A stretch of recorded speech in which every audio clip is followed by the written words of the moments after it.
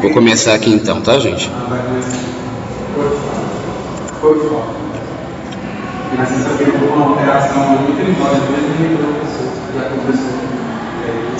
Então, dando sequência aqui aos aspectos da arquitetura, nós vamos ver hoje os aspectos climáticos ou ambientais.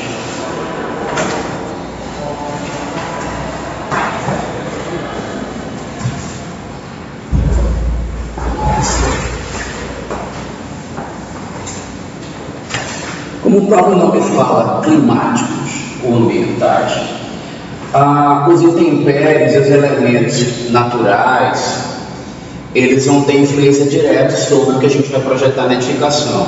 Portanto, nós precisamos conhecer esses fenômenos e poder controlá-los a partir da forma que a gente elabora no nosso projeto. Dentre os aspectos que a gente precisa conhecer e controlar, os principais seriam a questão térmica, a questão acústica, a questão lumínica e a qualidade do ar, que na verdade tem uma certa relação com a térmica também. Na verdade, todos esses aspectos eles têm algumas relações. Quando eles não são complementares, eles também têm relação porque eles são antagônicos. Muitas das soluções que a gente dá para melhorar a questão acústica, elas podem piorar a questão térmica. Então, dentre os aspectos que a gente estuda, os subaspectos mais conflitantes costumam estar aqui dentro da questão climática.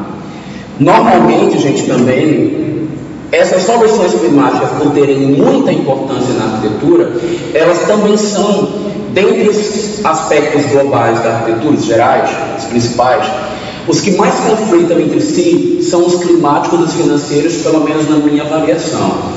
Vocês podem encontrar profissionais que vão dizer que os aspectos plásticos podem ser conflitantes com os financeiros.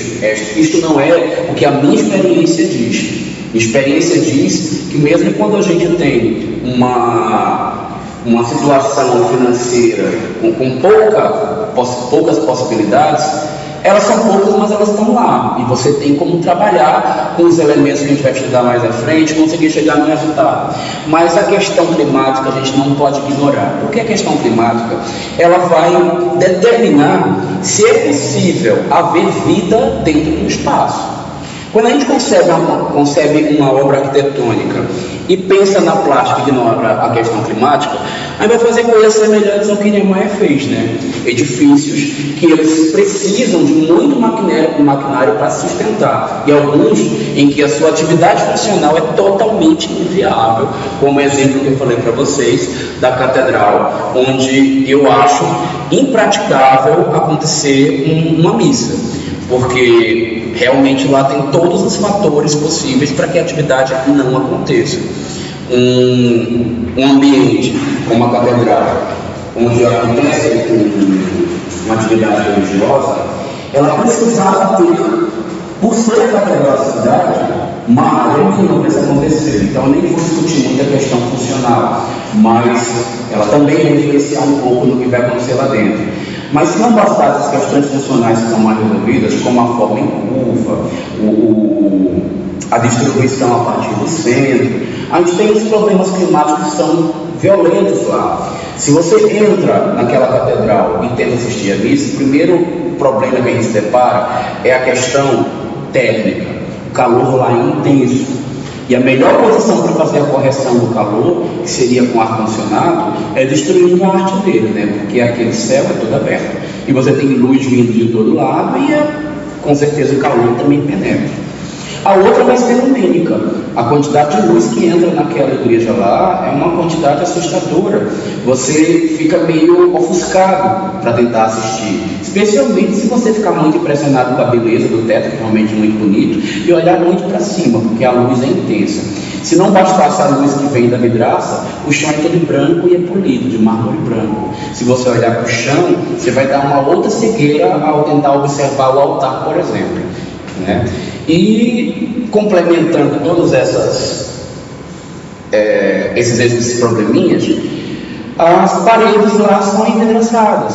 ou revestida de mármore polido. O que quer dizer que são superfícies hiperreverberantes, e quando você começa a tentar entender o que o padre fala, com certeza você vai ter alguns ecos que vai desfavorecer completamente que o culto ocorra naquela situação lá.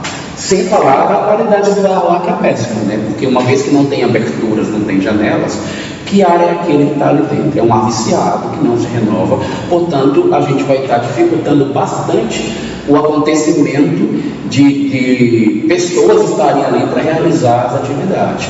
Se a gente pensa, por exemplo, no prédio que a gente vai ver a imagem daqui a pouco, que ocorre lá no fim da esplanada, ele também tem características semelhantes. Mas vamos deixar para falar um pouco desses prédios mais lá à frente. Vamos entender do que trata cada uma dessas questões.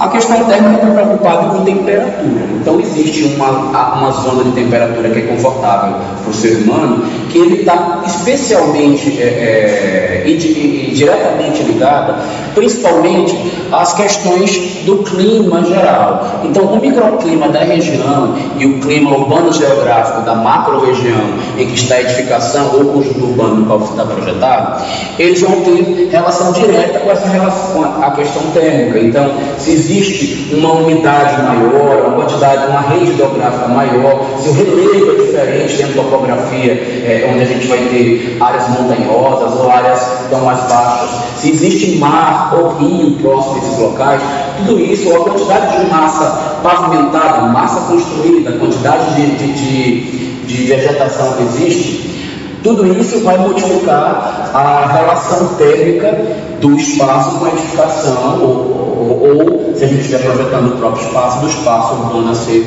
projetado. Uma vez que a gente conheça como é o microclima da região, a gente precisa estar atento à maneira como a edificação é orientada no lote.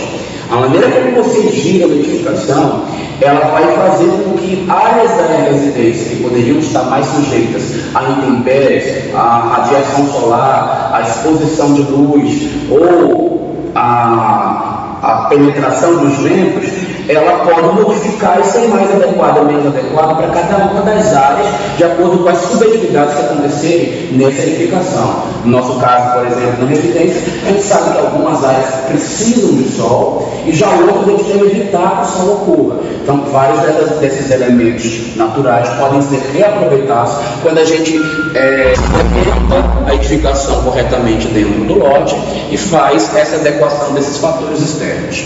A troca de temperatura ocorre por conta desse domínio que o arquiteto faz em relação a ter acesso ou não a esses intempéries a partir da edificação. A forma de edificação vai mudar tudo isso também, porque se você faz, por exemplo, um prédio muito alto e muito esbelto, quer dizer que ele tem uma pequena área de profundidade para que o calor vença e atinja o seu interior. Então você vai fazer um edifício que tem uma grande possibilidade de troca de temperatura, especialmente de temperatura que a gente está vendo agora, mas de outros fatores também. Já um prédio mais compacto e que ele tenha mais massa edificada, por exemplo, a edificação mais larga, até que alguma temperatura consiga penetrar no seu interior, vai demorar um tempo um pouco maior. Então a troca térmica ela é menor com esses edifícios que têm maior capacidade, ou seja, tem mais volume, mais massa para ser construído. Conhecer a direção dos ventos dominantes é um fator importante que a gente inclusive viu pouco no semestre anterior.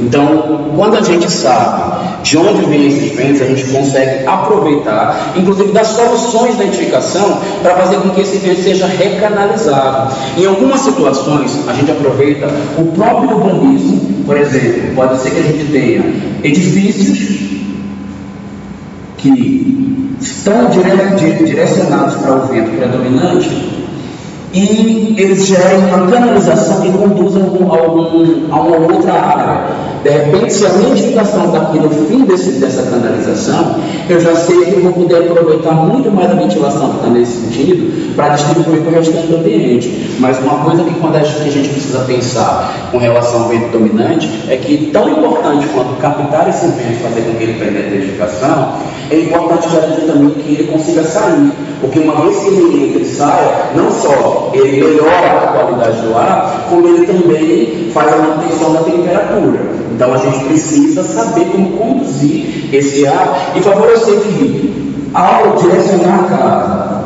com soluções interessantes que possam fazer a captação desse ar, não basta fazer ele entrar aqui. Eu preciso ter alguma possibilidade de saída para que realmente essa renovação, tanto térmica quanto de qualidade, aconteça através do ar. Então a gente precisa pensar nessa maneira de conduzir. Muitas vezes, até elementos externos podem ser utilizados para aproveitar que existe essa condução de massas gasosas, de ar, através do vento predominante, e utilizar outros elementos que façam esse vento também circular e interagir com a casa de várias maneiras diferentes.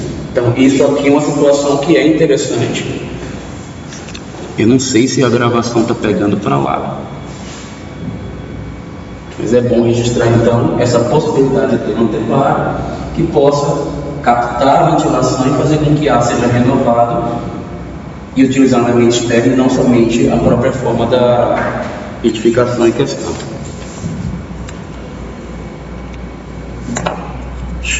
Agora eu vou ter que ajustar aqui.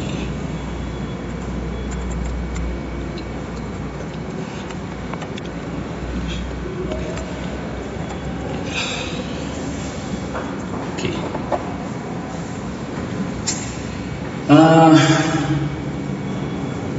E uma vez que quem controla como esse vento é canalizado são as aberturas que a gente projeta na edificação, elas são também determinantes de qual vai ser a qualidade térmica do edifício. Então, o tamanho, o formato dessas aberturas, ela é um fator importante do projeto quando se quer atingir qualidade térmica na edificação. Então, as janelas são os nossos principais aliados, mas se lembre que aberturas não são somente janelas, tá? Nós temos várias maneiras de fazer com que a edificação seja vazada e garanta essa integração do ar externo acessando a casa. E nós vamos poder pensar em vários outros métodos de propagação do calor através do líquido, do vácuo, através dos sólidos e promover isolamento ou inércia a partir desses meios de condução. Toda casa, todo edifício, aliás, ele vai poder ter uma maior possibilidade de conduzir o calor ou uma menor possibilidade. Nosso objetivo no Brasil, por conta do nosso calor que é intenso, é fazer com que a gente tenha, especialmente com relação à fachada, a menor condução possível por conta do calor que precisa ser adequado para o uso humano. Então, soluções como, por exemplo, fazer com que as paredes sejam espessas, fazer com que, por exemplo, a massa seja bastante compacta. Quando eu falo massa ser compacta, gente, estou dizendo que uma casa que ela é compridinha, ela tem uma área de insolação muito maior do que se eu fizer uma coisa compacta. Porque eu só tenho, por vez, uma fachada recebendo calor. Eu não estou 360 graus de sol. Então, uma vez que eu reduza essa área de insolação, eu vou ter benefícios do ponto de vista da condução térmica, tá? E isso vai dar direto na questão da inércia que a gente já comentou e discutiu, não foi alguns semestres atrás. A inércia térmica está diretamente ligada com a quantidade de massa que você faz, que tudo que tem uma maior quantidade de massa vai tender a reduzir a velocidade da produção térmica de calor. Então, isso aí explica, inclusive, o fenômeno da água quente da praia, né? Que a gente vai no finzinho da tarde e a água está quente. Se a gente for de manhã cedo tomar banho na água da praia, a gente vai perceber que a água está gelada, muito fria. Por que isso acontece? Uma grande quantidade de massa, ela precisa de um tempo para receber uma quantidade cheia de calor. Então, quanto maior essa quantidade, maior o tempo para que essa camada seja atravessada.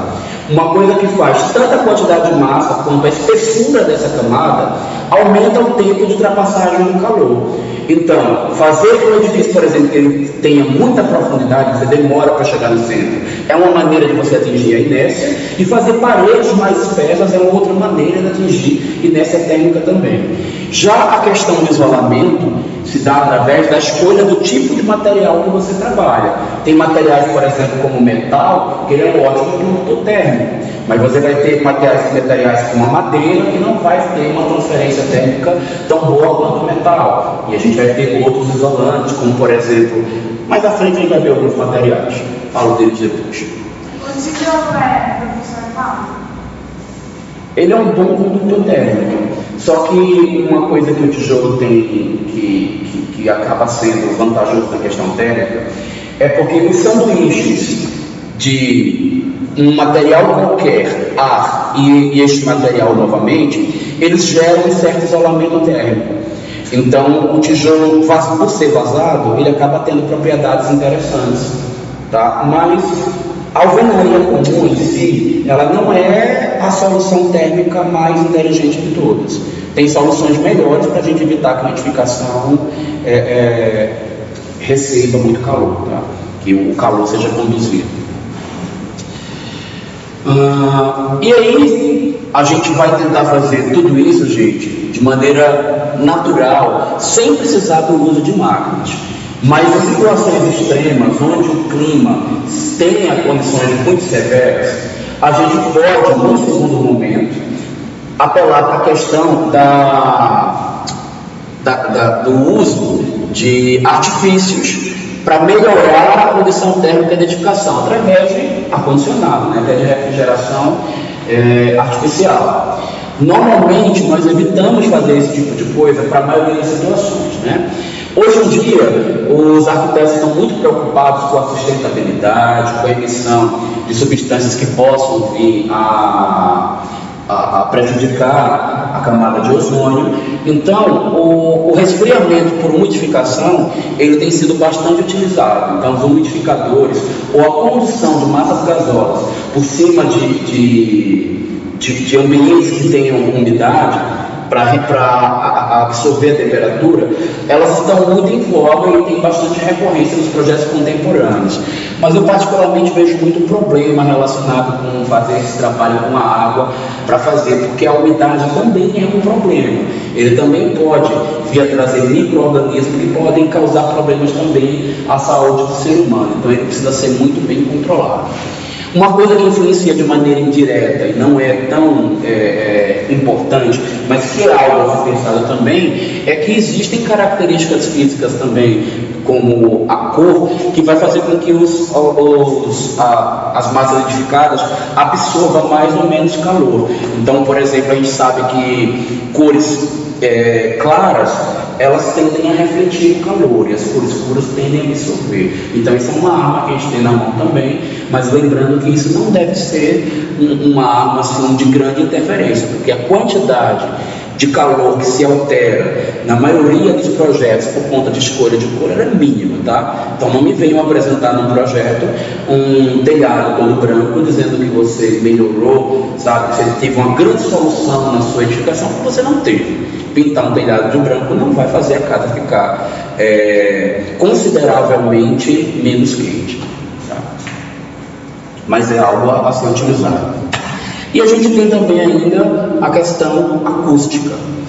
Na questão acústica, o que interessa para a gente é quem está provocando o ruído, onde está o receptor desse ruído, ou a pessoa, ou os seres que vão ser incomodados por este ruído, e qual é a distância entre eles, e se entre esse emissor de ruído e esse receptor existe algum elemento que vai evitar a sua propagação, ou absorvendo esse som, ou isolando esse som.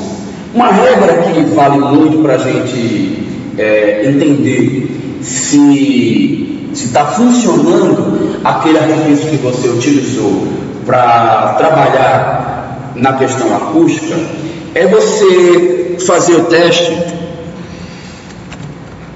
Com a água. Todo lugar que passa água, passa som também. Então a água é uma ótima maneira de você testar. A gente pode, por exemplo, tentar usar como exemplo essa porta aí. Nós estamos tendo aula, de repente, de vez em quando, nas gravações já apareceu inclusive, né? Pessoal gritando lá fora. E aí eu pergunto, essa porta, pelas características dela, ela é um tom isolante?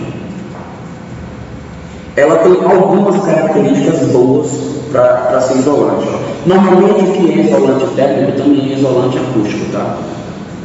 Normalmente não, mas tem muitas coisas que influenciam. As coisas delas têm um sanduíche e tem água aqui no meio, quando a gente quebra a estrutura dela, favorece a questão acústica.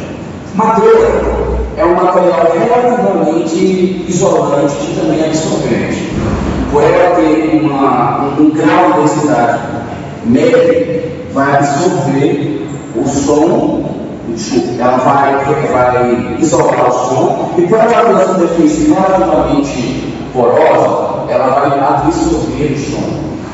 Porém, a porta que está executada,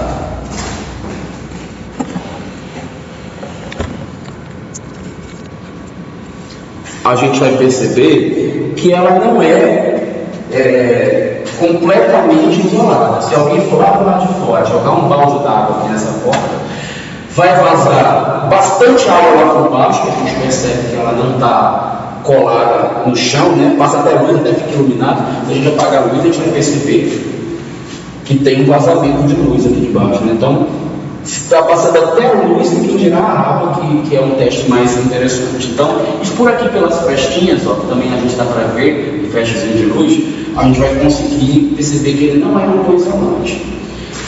Mas, em contrapartida, apesar da gente aqui não ter uma boa solução acústica na porta aqui da sala,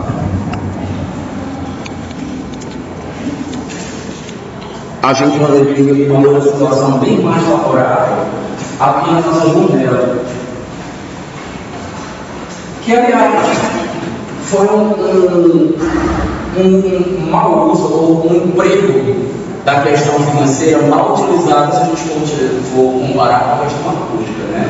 Eu falei que o aspecto ambiental ele está muito conflito, né, com o financeiro. Gente, essa janela daqui é uma janela especial. Ela não é uma janela comum, uma janela cara e muito boa. Se tem, eu acho que nada aqui nessa sala é mais caro que a janela. Eu acho que não. Eu tenho certeza. Na nossa sala de aula, nada é tão caro quanto a janela. Porque é uma janela muito boa. Primeiro pela maneira como ela abre aqui, daqui a pouco a gente vai voltar para discutir, quando entrar nos detalhes maiores da questão térmica, mas ela tem uma série de elementos que vão garantir que se você fechar isso aqui, inclusive a gente testa isso no shopping, a água não vai passar, logo assim também não vai. É uma pena que todo lado está vindo lá do lado de fora, né? E aqui do lado de fora é uma fábrica que não tem ruído absolutamente nenhum. Então o emprego aqui acústico foi hiper mal equilibrado. Uma sala que tem bastante barulho vindo do corredor, não é acústica, e uma janela acústica sendo utilizada do lado de uma fábrica que é completamente deserta no nosso área de aula, né? Não tem barulho absolutamente nenhum. Daqui a pouco eu volto, falo um pouco mais dos elementos, senão eu não vou entrar nos detalhes da questão acústica, eu não vou ter muito o que falar dessa janela. Me lembre se eu esquecer, tá?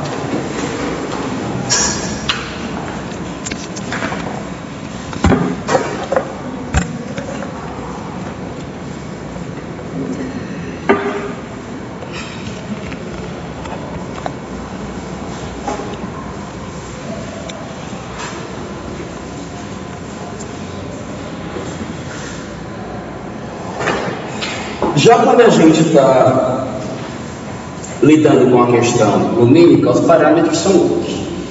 A gente vai se preocupar também com as aberturas, então as aberturas influenciam na questão térmica e na questão lumínica. Então a gente pensa nesses dois princípios quando a gente escolhe para que lado serão nossas aberturas, em especial as nossas janelas.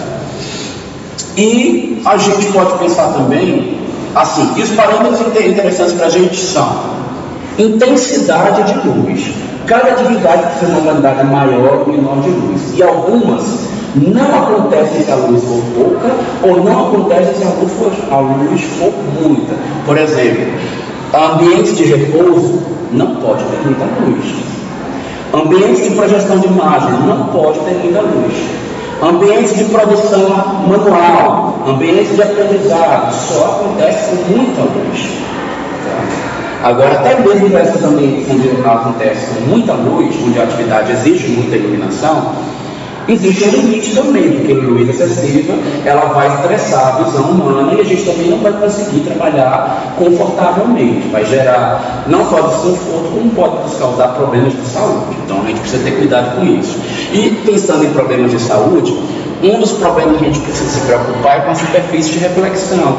Porque existem superfícies que tanto refletem a luz do sol e podem ocasionar ofuscamento da nossa visão, quanto superfícies das luminárias, quando a gente fala em iluminação artificial, que a gente, ao olhar para essas luminárias, pode passar também por problemas que vai dificultar a realização de alguma atividade.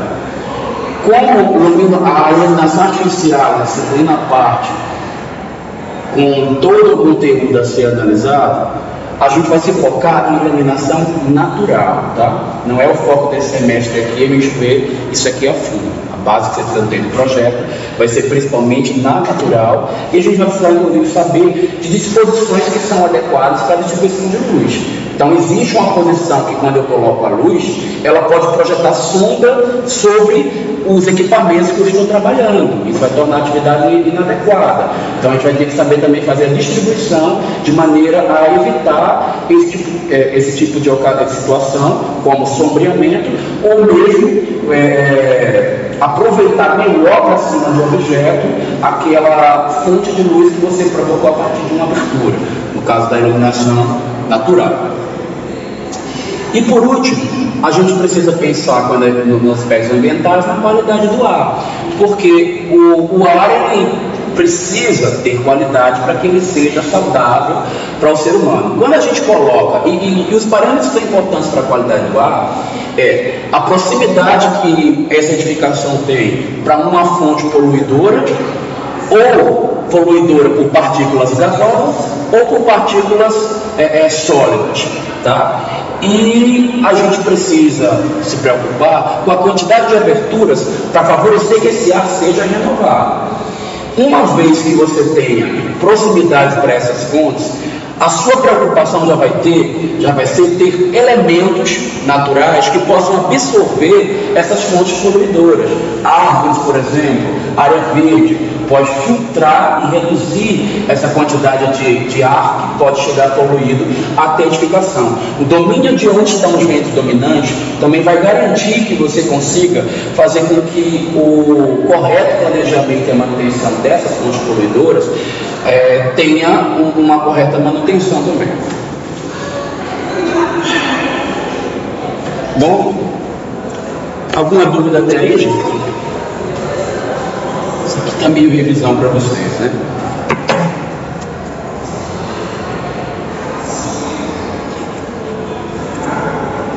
Então vamos adiante.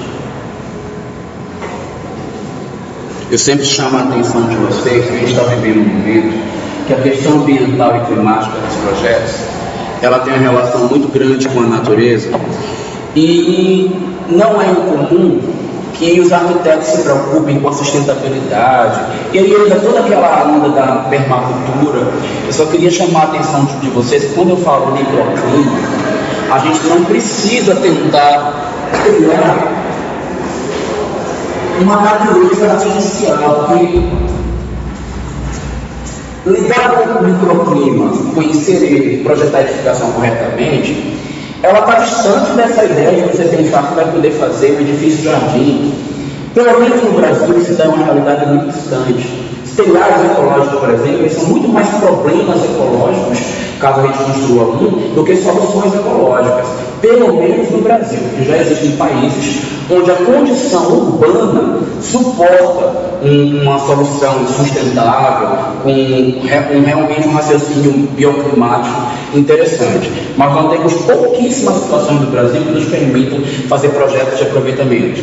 Isso é uma opinião muito particular minha, tá? Tem arquitetos que discordam. A minha experiência diz que ainda é difícil chegar em resultados sustentáveis partindo desses princípios, como a permacultura prega, se você não tiver no seu contexto urbano situações que favoreçam esse tipo de situação naquela casa. E isso vai fazer com que aquela situação não seja sustentável. Ela um dia vai se tornar inviável e aquela sua ideia pode ir por água abaixo.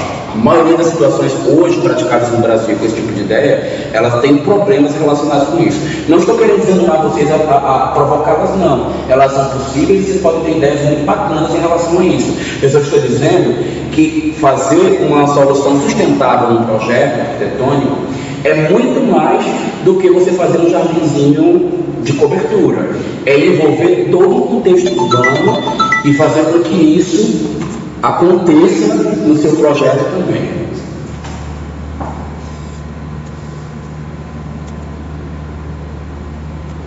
Se a gente começar a pensar em microclima e pensar no clima de uma região que vai influenciar o contexto da edificação, a gente precisa conhecer muito bem. Então, eu não vou entrar muito em detalhes aqui, isso é coisa que vocês vão ler com mais calma na hora de projetar, mas você tem que estar sempre muito consciente de qual região você está trabalhando. Por quê? O projeto que serve para resolver um problema climático em Brasília não resolve no Nordeste, que não resolve no Sul, que não resolve na região Norte. Nós temos situações climáticas diferentes, precipitações pluviométricas diferentes, umidades diferentes, continentalidade diferente, hidrografia diferente, e essas diferenças precisam ser compatibilizadas. Só para que vocês tenham um conceito geral do que é projetar na cidade onde está o projeto de vocês, no caso a gente está projetando para Brasília. Nós temos uma estação chuvosa muito grande. A maior parte do ano tem mais chuva do que seca. Isso é um aspecto favorável para a gente. Umidade, ela faz com que a zona de conforto ambiental do homem aumente. Então nós temos mais épocas do ano confortáveis para o ser humano do que desconfortáveis. Uma coisa que a gente não pode desconsiderar é que, apesar disso, nós temos uma época que o período é seco. Vai pegar uns 3 meses aí de secura intensa. E a gente não pode desconsiderar que em Brasília, além do clima ser bastante seco, coincide com ele ser frio. Muito seco com muito frio pode significar problemas de saúde. Então, quando a gente começa a projetar a edificação, isso tem que ser muito bem analisado. Porque a gente vai juntar esse dado com as estações do ano e a gente vai descobrir comportamentos do clima dessa região que precisam ter reflexo direto na edificação. Se eu estou dizendo que isso vai acontecer nessa época, eu agora preciso me preocupar em saber quanto tempo também o sol fica batendo e de que lado vem os ventos para a gente se preocupar com isso. Então vamos guardar na cabeça. Período da seca é também período de frio. Apesar de a gente ter uma grande estação chuvosa, ou seja, mais tempo com chuva do que com seca. Ou seja, 12% que é desagradável são só 3 meses do ano. Nota essa informação. Agora vamos para a próxima informação. Desculpe, não passou o slide não.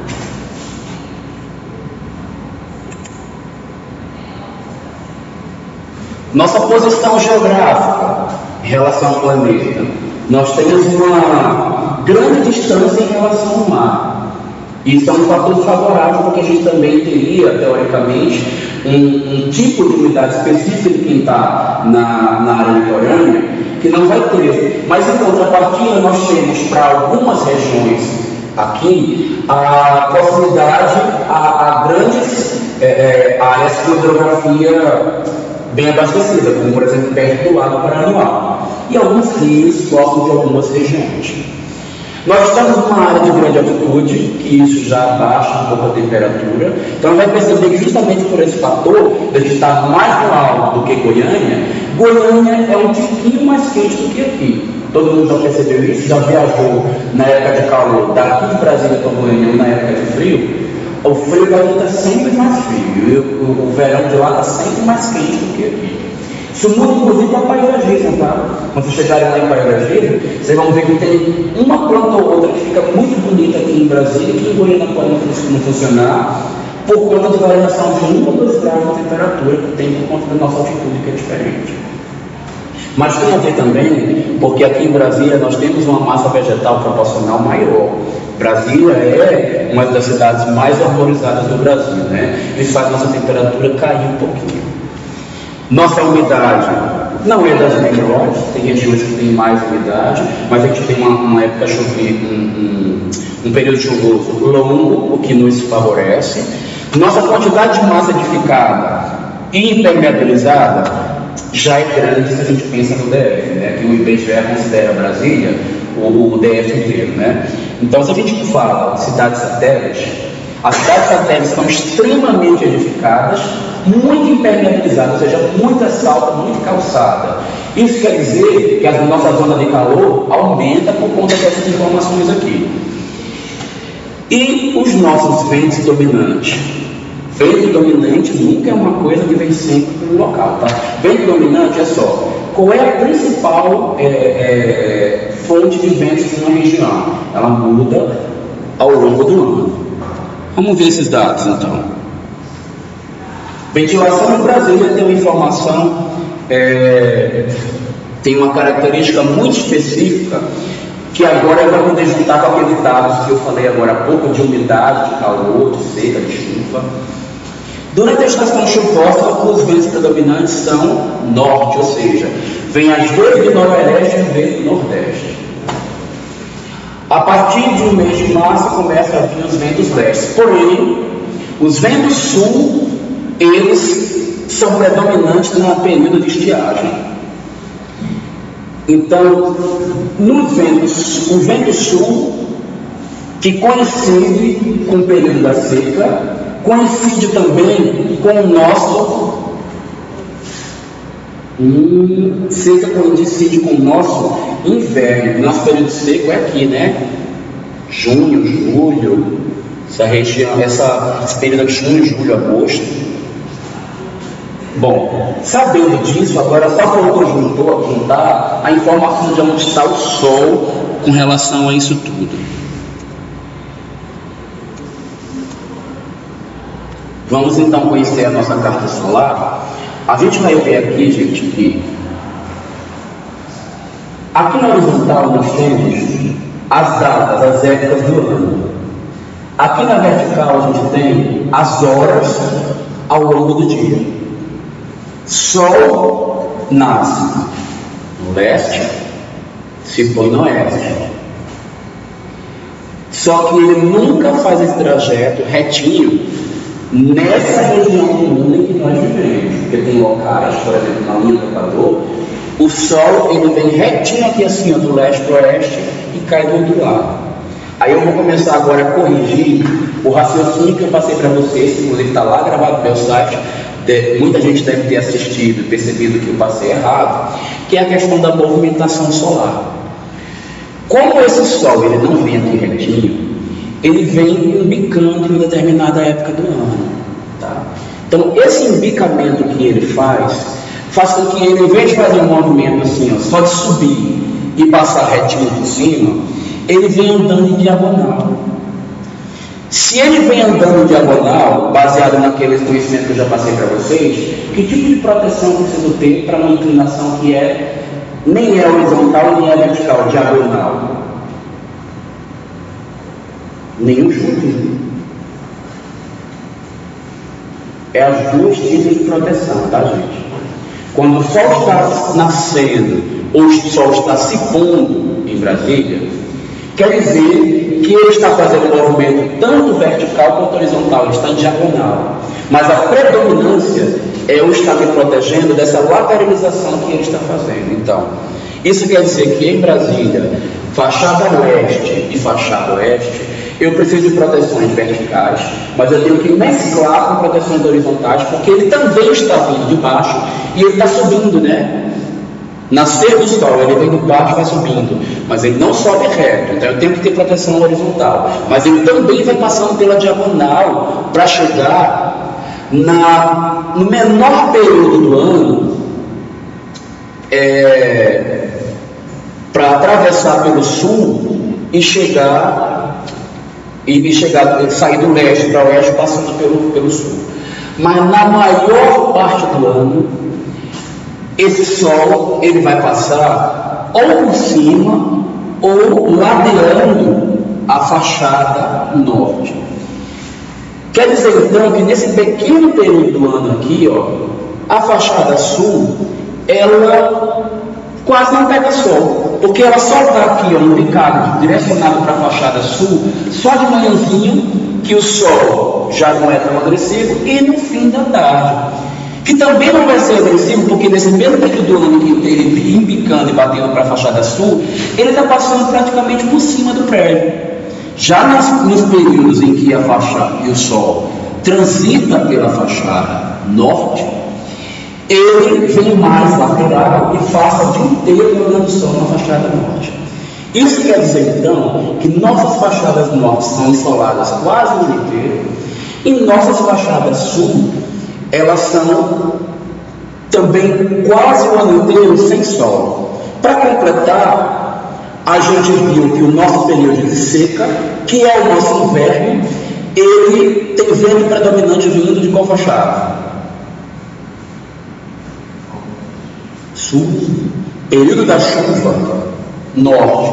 Então tem muita época de chuva com vento batendo nessa direção, mas aí o sol ele meio que se equilibra com a chuva. Porém, justamente no local onde o sol é quase nenhum, o vento dominante do inverno vem batendo forte. Sul. Sabe isso quer dizer? Que a nossa fachada sul, especialmente as que são protegidas por árvores, que tem alta vegetação, muita hidrografia, muitos outros fatores que fazem com que a temperatura baixe, quando chega a época do inverno, a fachada sul está gélida. O que nós devemos fazer para evitar que ela seja gélida? Evitar proteções solares. Expor a fachada para ela receber a maior quantidade de sol possível. Então, resumindo, para a gente recapitular aquilo que foi visto anteriormente e agora está corrigindo, como trabalhar com a volumetria da edificação em Brasília para que o sol seja conduzido corretamente. Fachadas leste e oeste. Predominância de projeções na vertical para proteger, porque o sol, para fazer esse movimento, eu me protejo verticalmente, mas eu também combino com proteções horizontais, porque o sol também está andando em diagonal e há esse movimento também de cima para baixo, assim como há de um lado para o outro. Então, as duas projeções, sendo que a vertical é mais importante. Fachada sul, eu não tenho a obrigação de proteger, a não ser que eu queira me proteger da chuva. Mas vocês lembram que o período chuvoso, o vento dominante ele está vindo do norte, portanto a gente quase não precisa se proteger da chuva também na fachada sul. E na fachada norte, eu preciso de proteções horizontais. Primeiro é a chuva, que a chuva está dominante batendo lá, eu tenho que me proteger. E depois porque o sol ele está fazendo esse movimento lateralizado que precisa de proteção na horizontal. Entendido então, gente? Norte, muita proteção horizontal. Leste e oeste, muita proteção vertical com alguma na horizontal. Como já está perto da nossa área, peraí, vou só voltar para isso aqui e a gente encerra nesse assuntinho aqui. A gente fez essa análise aqui, né? Lá atrás, acho que só a Maria que não fez. Maria, essa casa está bem exposta do ponto de vista climático?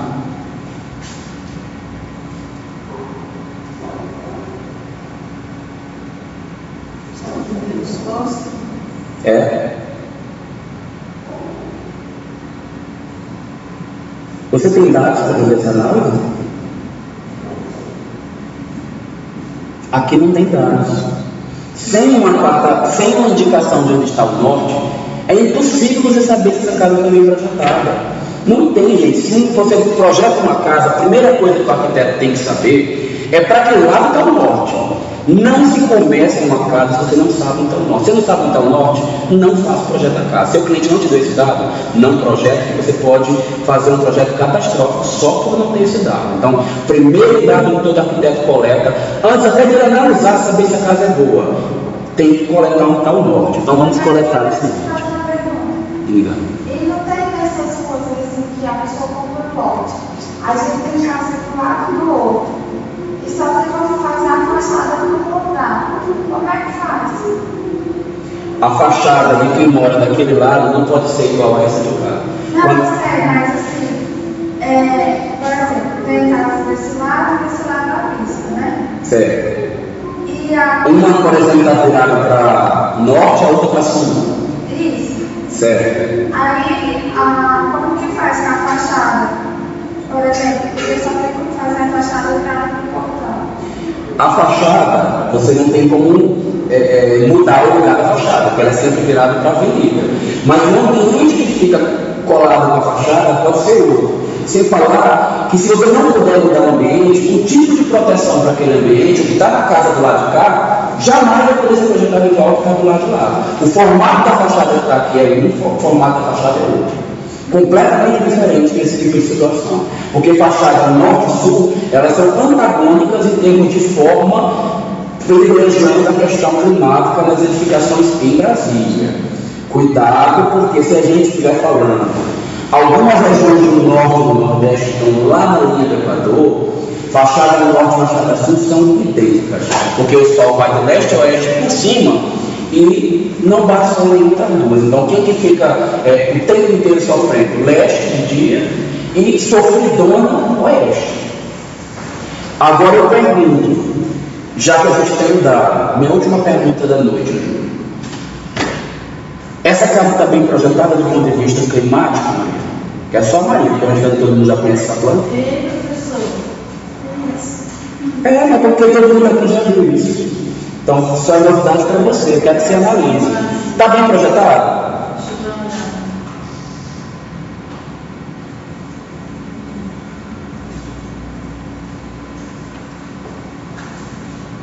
Tá.